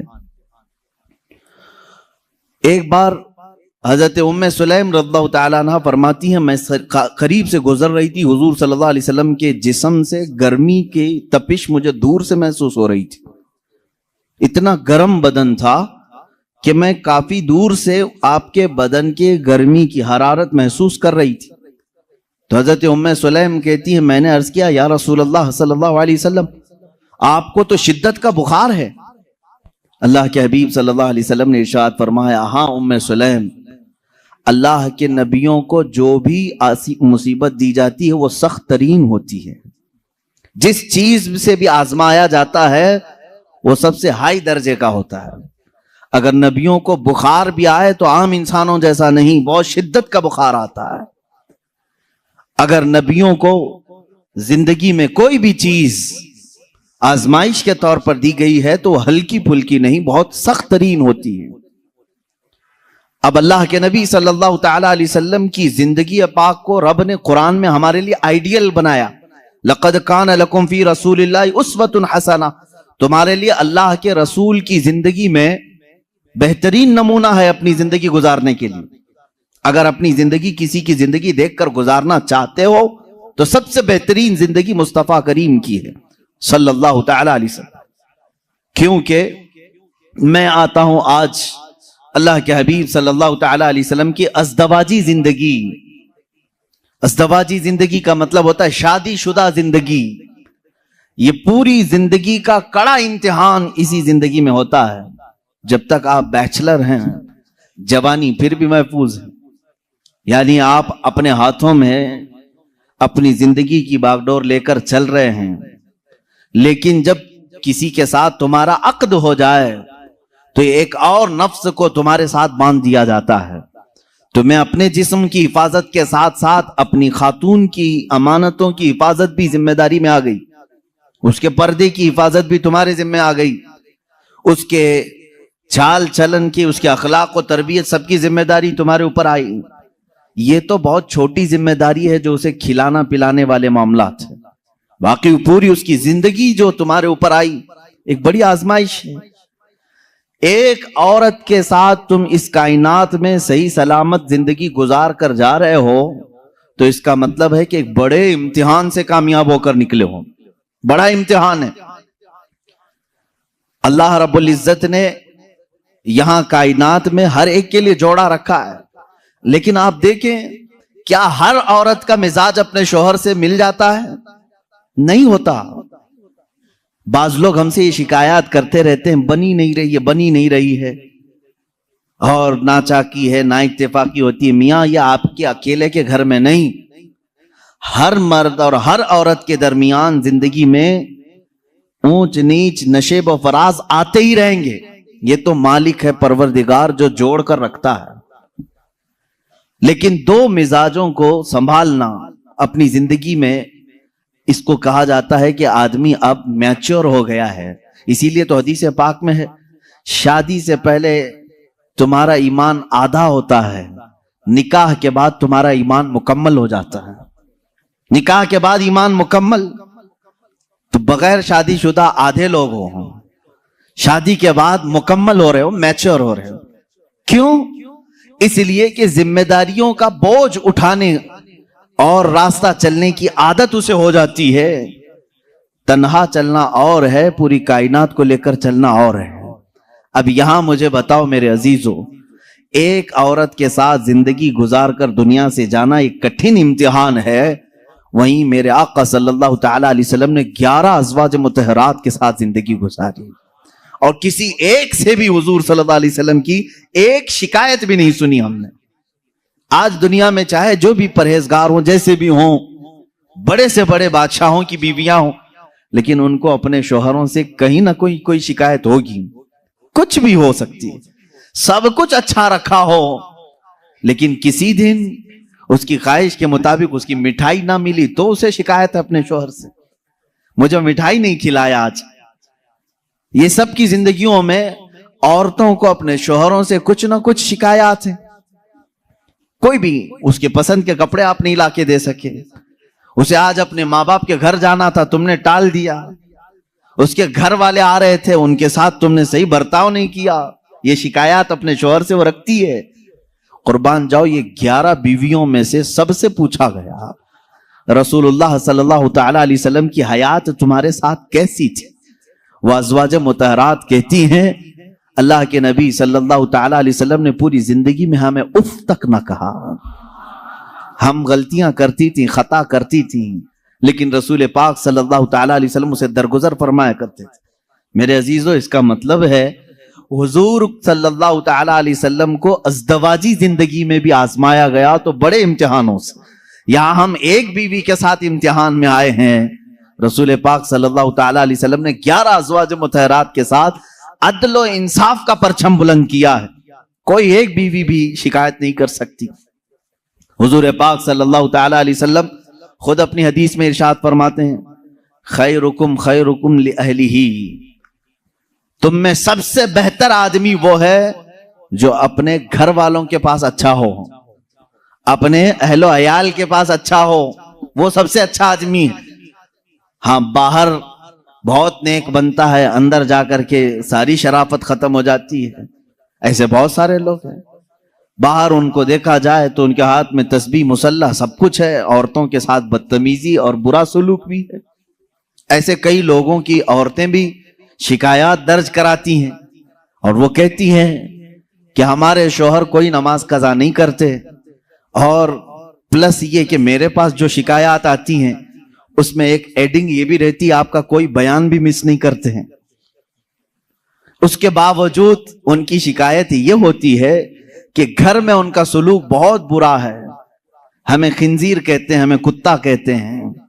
شوہروں کے متعلق عورتوں کی شکایات ہیں میرے عزیز، میں پرٹیکولر کسی ایک کو ٹارگٹ نہیں کر رہا، جس کی زندگی میں یہ معاملات ہیں وہ توبہ کر لے، اس لیے کہ میرے آقا صلی اللہ علیہ وسلم نے فرمایا عورت تو عورت ہے، جانور کے ساتھ بھی اگر تم نے برا سلوک کیا تو قیامت کے دن اس جانور کو بھی بدلہ دلایا جائے گا، وہ جانور اپنے سینگ نکال کر تمہیں مارے گا، قیامت کے دن وہ اپنا بدلہ لے گا۔ اس کے چہرے پر اگر کسی نے مارا ہے ناحق بغیر ایذا دینے والے جانور کو تم نے مارا ہے تو اس کا بدلہ قیامت کے دن دلایا جائے گا۔ عورت تو عورت ہے، اور اللہ تعالیٰ نے تمہارے ذمے میں دیا ہے یہ کہہ کر کے نہیں کہ لو اس سے جتنا چاہے کام لے لو، بلکہ اس صنف نازک کو اللہ نے تمہاری تربیت میں عطا کیا ہے۔ یوں ہی سمجھو کہ اگر تمہارے پاس کوئی نرم و نازک چیز سرپرستی اور نگرانی کے لیے دے دی جائے تو اس کی کیسی حفاظت کرتے، اسی طرح سے تمہیں حفاظت کرنے کا حکم ہے۔ اب اور ایک بات، حضور پاک صلی اللہ تعالی علیہ وسلم کی جو ازدواجی زندگی ہے، آئلی زندگی اس کو کہیں، حضور صلی اللہ تعالی علیہ وسلم کی جو شادی شدہ زندگی ہے، اس کے معاملات ایسے ہیں کہ ساری بیویاں ایسے حضور کے پاس نہیں آ گئی تھیں کہ وہ پہلے سے بہت ہی اعلیٰ قسم کی اخلاق و کردار اور سارے تمام تر صفات لے کر نہیں، بلکہ محدثین فرماتے ہیں حضور پاک صلی اللہ تعالی علیہ وسلم کی صحبت نے انہیں کامل بنایا ہے۔ یہاں سے ایک بات پتہ چلتی ہے کہ تم پہلے سے حور ڈھونڈ رہے ہو، پہلے سے ایسی ہو کہ اس کے اندر یہ کوالٹی ہونی چاہیے۔ اللہ کے رسول صلی اللہ تعالی علیہ وسلم نے نکاح کر کے انہیں کامل بنایا ہے۔ عورتوں کی اخلاق، عورتوں کی جو عادات ہوتی ہیں وہ سب میں ہوتی ہیں۔ ازواج مطہرات جو حضور کے نکاح میں آئیں، عورتوں والی صفات ان کے اندر بھی تھیں، ان کے اندر بھی تھیں۔ جیسے کہ حضرت عائشہ صدیقہ رضی اللہ تعالیٰ عنہ کے متعلق کئی حدیثوں میں ملتا ہے، چھوٹی عمر کی تھی، حضور پاک صلی اللہ تعالیٰ علیہ وسلم نے ہر مقام پر ان کی تربیت کی اور انہیں ایک مہ کامل بنایا، بلکہ امت کے کئی صحابہ کا استاد انہیں بنایا۔ حضرت عائشہ صدیقہ نے اتنی حدیثیں میرے آقا سے روایت کی کہ ہماری آدھی شریعت ان کی روایت کی ہوئی حدیثوں سے چل رہی ہے۔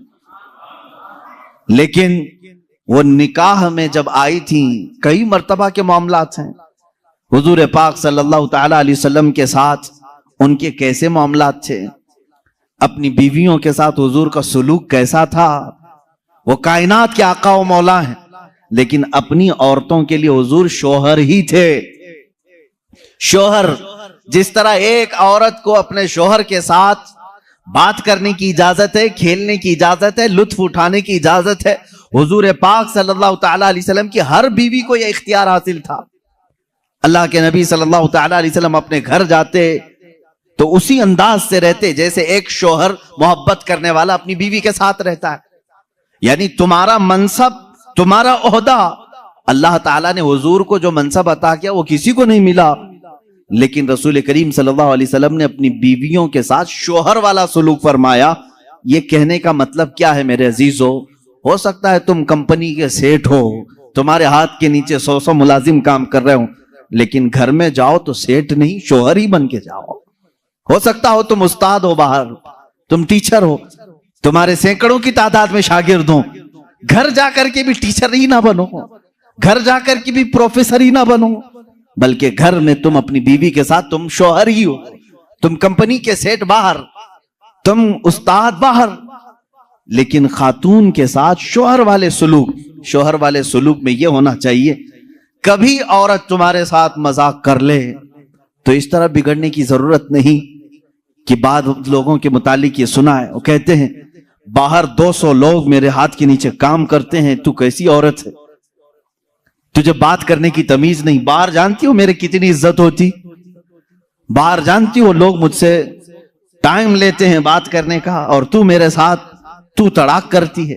میرے عزیزو، اللہ تعالیٰ نے اسے تمہارا ہمراز بنایا ہے، شریک حیات بنایا ہے، لائف پارٹنر ہے، اس کو اتنا اختیار دیا کرو جتنا تم اس کے ساتھ اختیار رکھتے ہو۔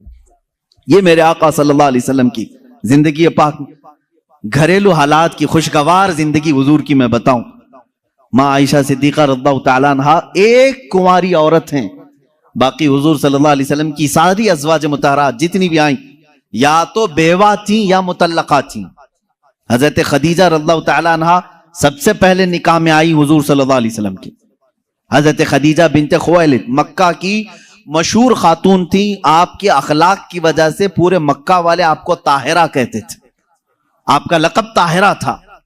آپ کا نکاح پہلے ابو حالہ نام کے ایک شخص سے ہوا، ان کے انتقال کے بعد عتیق نامی ایک دوسرے شخص سے ہوا، پھر اس کے انتقال کے بعد 2 شادیاں آلریڈی ہو چکی تھی آپ کی، پھر آپ کی عمر 40 سال کی ہوئی۔ رسول کریم صلی اللہ تعالی علیہ وسلم نے اپنی زندگی پاک میں پہلا نکاح اپنی 25 سالہ عمر میں 40 سال کی بیوہ خاتون سے نکاح فرما رہے ہیں۔ حضور پاک صلی اللہ تعالی علیہ وسلم کا یہ نکاح بڑی سادگی سے ہوا، اور حضور اکرم صلی اللہ تعالی علیہ وسلم پر سب سے پہلے ایمان لانے والی بھی آپ کی شریک حیات خدیجہ رضی اللہ تعالی عنہا ہی ہیں، وہ ام المومنین سب سے پہلے ایمان لانے والیوں میں سے۔ حضور صلی اللہ تعالی علیہ وسلم کی ہر مقام پر وہ سپورٹر رہی ہیں، آپ کی حمایت کے لیے کھڑی رہی۔ حضور اکرم صلی اللہ تعالی علیہ وسلم ان کا دل رکھنے کے لیے ہر ان کی خوشی کا خیال فرمایا کرتے تھے، ان کی خوشیوں کا خیال فرمایا کرتے، اور سیم یہی حضرت خدیجہ کی۔ میں کہتا ہوں شادی سے پہلے ہر نوجوان کو چاہیے کہ میرے آقا صلی اللہ علیہ وسلم کی ازدواجی زندگی کو بھی پڑھے۔ یہ نہیں کہ تم مرد ہو تو ساری خدمات تمہارے لیے ہونی چاہیے اور تم عورت کے لیے کچھ نہ کرو، جیسے کہ بعض لوگ جب بھی عورتوں میں خطاب کرتے ہیں، بیان کرتے ہیں، تو سب سے پہلے عورتوں کو یہی بتایا جاتا ہے مرد دن بھر تھکان سے چور چور گھر میں آئے تو تم اس کو مسکرا کر کے استقبال کرو، یہ عورت کے اوپر فرض ہے، تم اس کو مسکرا کر استقبال کرو، اس کی تھکان چلی جائے تمہیں ایک صدقے کا ثواب ہے۔ میرے عزیزو یہ گاڑی کا پہیا ایک ٹائر سے نہیں چلتا. تم ساری مسکراہٹ صرف عورت ہی کے اوپر تھوپو گے. یہاں پر تمہیں یہ بھی کہنا ہوگا, ہو سکتا ہے کبھی دن بھر کی تھکان عورت کو بھی ہو جو صبح سے شام تک کام کر رہی ہو, تم آ کر کے اسے بھی مسکرا کر کے کہو دن بھر آج تمہیں زیادہ تھکان ہوئی ہوگی. ہمیشہ میاں یہ کیوں چاہتے ہیں کہ میری تھکان وہ پوچھے؟ نہ, بلکہ آپ خاتون کی بھی مزاج پرسی کریں. یہ دونوں ٹائر ہیں, دونوں کا بیلنس برقرار ہو. میں ابھی بتاتا ہوں, حضور پاک صلی اللہ تعالی علیہ وسلم ہمیشہ یہ فرماتے, اگر اپنی ازواج مطہرات میں سے کوئی ناراض ہو تو حضور انہیں مناتے. آپ سوچ رہے ہوں گے کیا دنیا میں کوئی ایسا بھی ہے جس کو حضور سے ناراض ہونے کا حق ہے؟ حضور سے ناراض ہونے کا حق ہے؟ ہاں, صرف بیویوں کو حق تھا جو عام زندگیوں میں ہوتا ہے, لیکن اس ناراضگی کا مطلب رسول سے ناراضگی نہیں, شوہر سے کسی معاملے میں ہو. حضور پاک صلی اللہ تعالی علیہ وسلم خود فرماتے ہیں حضرت عائشہ سے, اے عائش, جب تو مجھ سے ناراض ہوتی ہے تو مجھے پتہ چل جاتا ہے. حضرت عائشہ پوچھتی ہیں آپ کیسے جانتے ہیں میں ناراض ہوں کہ خوش ہوں؟ حضور فرماتے ہیں جب تو خوشی میں رہتی ہے, قسم کھاتی ہے تو یوں کہتی ہے رب محمد کی قسم, اور جب ناراض رہتی ہے تو کہتی ہے رب ابراہیم کی قسم. یہ حضرت عائشہ کی عادت تھی, جب گھر میں کچھ باتیں اس طرح سے ہو جائیں تو کہتی ابراہیم کے رب کی قسم میں نے ایسا نہیں کیا. حضور فرماتے ہیں جب جب تو ابراہیم کے رب کی قسم کھاتی ہے مجھے لگتا ہے تو ناراض ہے. حضور مناتے ہیں, یہ نہیں کہ کائنات کے آقا و مولا سے تجھے روٹنے کا حق کیا ہے. حضور پاک صلی اللہ علیہ وسلم نے اپنے گھر میں ایک شوہر والی زندگی بھی گزار کر کے دکھایا ہے. ایک مرتبہ حضرت عائشہ صدیقہ رضی اللہ تعالیٰ عنہ گھر میں, حضرت زینب ایک دوسری زوجہ ہیں حضور کی, حضرت زینب بنت جہش رضی اللہ تعالیٰ عنہ آئیں. حضرت عائشہ میدے کا شیرہ بنا رہی تھی, آٹے کا ستو جس طرح سے ہوتا ہے میٹھا کچھ بنا رہی تھی. جیسی وہ بنا اس میں کچھ خرابی ہوئی ہو یا جو بھی, حضرت عائشہ حضرت زینب کو کھلانے پر اصرار کرنے لگی کہ آپ گھر میں آئی ہیں, یہ شیرہ پورا کھائیں گی آپ. حضرت زینب کہہ رہے میرا جی نہیں چاہتا, میں نہیں کھاؤں گی. حضور پاک صلی اللہ علیہ وسلم بیٹھے ہوئے, حضرت عائشہ نے وہ شیرہ اٹھا کر پورا ان کے منہ پہ لگا دیا. اللہ کے نبی صلی اللہ علیہ وسلم مسکراتے رہے, کچھ نہیں فرمایا. حضرت زینب سے کہا کہ بس بس عائشہ چھوٹی ہے, تم بدلہ مت لو. یہ حضور پاک صلی اللہ تعالی علیہ وسلم کی خانگی معاملات ہیں, اپنے ازواج مطہرات کے ساتھ حسن سلوک ہے. انہیں آپس میں مذاق کرنے کا اختیار تک میرے آقا نے دے رکھا تھا. یہ نہیں کہ اتنا ٹائٹ کرو کہ ہنسنا بھی مشکل ہو جائے, اتنا تم ان کے اوپر سوار ہو جاؤ کہ بات کرنا بھی مشکل ہو جائے. نہیں, رسول پاک صلی اللہ تعالی علیہ وسلم نے اپنی ازواج مطہرات کو ایک خوشحال زندگی گزارنے کے گھر عنایت فرمائے تھے. آپ اندازہ کر سکتے ہیں ہر بیوی کے لیے الگ مکان, ہر زوجہ کے لیے الگ مکان. حضور پاک صلی اللہ تعالی علیہ وسلم کی عادت مبارکہ تھی, ہر خاتون کے پاس باری باری تشریف لے جاتے ہیں, سب کے پاس برابر کا برابر وقت دیتے. حضرت عائشہ رضی اللہ تعالیٰ نے اس میں سب سے چھوٹی عمر کے لحاظ سے. میں یہی کہہ رہا ہوں کہ عورت کو تربیت دے کر کامل بنانا یہ اخلاق رسول ہے. حضور صلی اللہ تعالیٰ علیہ وسلم کی سنت پر عمل کرنا چاہتے ہو, نوجوانوں پہلے سے یہ سمجھ کر کے چلو. میرے گھر میں جن کی شادیاں نہیں ہوئی ان کے لیے کہہ رہا ہوں, جن کی ہو چکی ان کے لیے بھی پہلے سے ذہن میں یہ بات فٹ کر لو, میں اگر شادی کرنے جا رہا ہوں تو میرے گھر کوئی ایسی خاتون آنے والی ہے جس کو ہو سکتا ہے بات کرنے میں پورا سیکھی ہوئی نہ ہو, کھانے پکانے کے ماہر نہ ہو سکتا ہے وہ خاندانی معاملات کو نہ سمجھے, مجھے ہر ایک چیز کو اسے سکھانا ہوگا. تم اگر پہلے سے یہ سب چیزیں ذہن میں رکھو گے تو جھگڑے اور نا اتفاقی کی بات نہیں آئی. تم پہلے سے ایکسپیکٹیشن یہ رکھ کر کے بیٹھے ہو کہ یہ 7ویں آسمان سے سیکھ کر کے آئی ہوئی ہے گھر میں, کبھی کچھ بات چیت ہو گئی تو سیدھے جھٹ سے یہی کہا کیا تمہارے اماں باپ نے یہی سکھایا تھا, یہی بات. اور ساس بھی اپنے بہو سے یہی کہتی ہے روٹی نہیں بنے, اماں کیا سکھائی تیری تجھ کو, اب تک کیا کرتی رہی. میرے عزیزو رسول پاک صلی اللہ تعالی علیہ وسلم کے پاس حضرت عائشہ جب آئیں 9 سال کی عمر میں تھی. ان کی سہیلیاں کہتی ہیں آٹا گوندتے گوندتے وہ سو جاتی تھی, اسی میں سو جاتی تھی, رات ہو جاتی تھی. حضور پاک صلی اللہ تعالی علیہ وسلم نے ایک دن بھی سختی نہیں فرمائی کہ عائشہ آٹا گوندتے گوندتے سو گئی, آٹے میں ہی ہاتھ رہ گئے. حضور اکرم صلی اللہ تعالی علیہ وسلم نے انہیں مہ کامل بنایا. یہ اللہ کے رسول صلی اللہ علیہ وسلم کے اخلاق کریمہ ہیں. عورتوں کو تم جس قدر اچھی تربیت دو گے تمہاری محبت اتنی ہی ان کے دلوں میں ہوگی اور اتنی ہی عظمت بھی بڑھے گی, اتنی عظمت بڑھے گی. اور رسول پاک صلی اللہ تعالی علیہ وسلم کی اس عظیم سنت پر بھی عمل ہوگا. بعض لوگ یہ سوچتے ہیں کہ فل ہائی کوالیفائڈ چاہیے, پوری طرح سے میچور چاہیے, تو تمہارا یہ ایکسپیکٹیشن بعض دفعہ تمہیں دھوکہ دے دیتا ہے. تم جو کچھ بھی سوچ کر کے رکھے ہو وہ نہیں آئی, چڑچڑ ہو جاتا ہے, دماغ میں الگ الگ وسوسے آنے لگتے ہیں, پھر دوسرے کا خیال آنے لگتا ہے, اور پھر دوسری بھی ویسی نکلی تو کیا کرو گے. اسی لیے اخلاق رسول یہ ہے. اللہ کے نبی صلی اللہ علیہ وسلم کے پاس وہ عورتیں آئیں جو الگ الگ خاندان کی تھیں, الگ الگ مزاج کی تھیں, الگ الگ قبیلوں کی تھیں. ارے یہودیوں کے خاندان سے حی بن اخطب کی بیٹی صفیہ رضی اللہ تعالیٰ عنہ حضور کے گھر آئی. ان کے پورے رسم و رواج الگ تھے, سارے خاندانی معاملات الگ تھے, لیکن کیا کبھی وہ مس میچ ہوئی حضور کے ساتھ؟ رسول پاک صلی اللہ تعالیٰ علیہ وسلم نے ان کے ساتھ بھی زندگی کیسے گزاری؟ حضرت صفیہ رضی اللہ تعالیٰ عنہ حضور صلی اللہ تعالیٰ علیہ وسلم کی بارگاہ میں جب آئیں, دیکھیں حضور عدل کیسے کرتے تھے بیویوں کے ساتھ. یہ خاندان تھا بنی اسرائیل کا, یہودیوں کا. حضرت موسیٰ علیہ السلام سے جو چلا ہے وہ خاندان تھا. موسیٰ علیہ السلام کی اولاد وہ مدینہ طیبہ میں تھی, انہی کے خاندان سے حضرت صفیہ آئی تھی. جب شادی ہوئی تو عورتوں میں آپس میں باتیں ہوتی رہتی ہیں, سوتنوں کے معاملات رہے. حضور کی ایک زوجہ حضرت عائشہ ہیں جن کے باپ صدیق اکبر ہیں.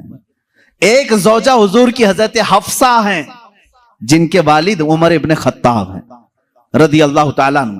ایک حضرت ابو بکر کی بیٹی حضور کے نکاح میں ہے, ایک حضرت عمر کی بیٹی حضور کے نکاح میں. یہ دونوں ملتی تھیں تو بڑی لمبی باتیں بھی ہوتی تھیں. خاندان ایک تھا, ان کے بیچ میں حضرت صفیہ آ گئی, الگ خاندان کی, یہودی خاندان سے آئی تھی لیکن حضور کے نکاح میں آئی تھی. حضرت صفیہ کو دونوں چھیڑنے لگی. کیا کہہ کر کے کہا کہ صفیہ ہوئی بن اخطب ہے نا تیرا باپ, یعنی یہودیوں کے قبیلے کا سردار ہے. حضرت عائشہ کہتی ہے میرے باپ تو صدیق اکبر ہیں. حضرت حفصہ کہتی ہے میرے باپ تو عمر ابن خطاب ہیں جن کی نیکیاں حضور نے اس طرح فضیلتیں بیان فرمائی. حضرت صفیہ کے دل میں تھوڑا سا وہ لگا کہ یہ دونوں اپنے اپنے باپ پر فخر کر رہی. حضور پاک کے حجرے میں آئیں, غمگین تھی. اللہ کے نبی صلی اللہ علیہ وسلم نے پوچھا صفیہ کیا معاملہ ہے؟ کہا عائشہ بھی اور حفصہ بھی تانا مار رہی ہیں. کیا کہا انہوں نے؟ عائشہ کہتی ہے میرے باپ ابو بکر ہیں, حفصہ کہتی ہے میرے باپ عمر ہیں, تیرے باپ تو یہودی خاندان کا سردار ہے. حضور نے فرمایا جاؤ اب جواب دو عائشہ کو بھی اور حفصہ کو بھی. حضور سکھا رہے حضرت صفیہ کو. کہا کیا جواب دوں؟ کہا جا کے کہنا میرے باپ موسیٰ علیہ السلام ہیں, میرے چاچا ہارون علیہ السلام ہیں, اور میرے شوہر محمد رسول اللہ ہیں. وہ آئیں فخر کے ساتھ کہا میں اس خاندان سے ہوں کہ میرے آبا و اجداد میں میرے باپ موسیٰ علیہ السلام ہیں, نبی ہیں, اور میرے چاچا ہارون علیہ السلام ہیں, اور میرے شوہر کا تو کیا کہنا سید الانبیاء ہیں.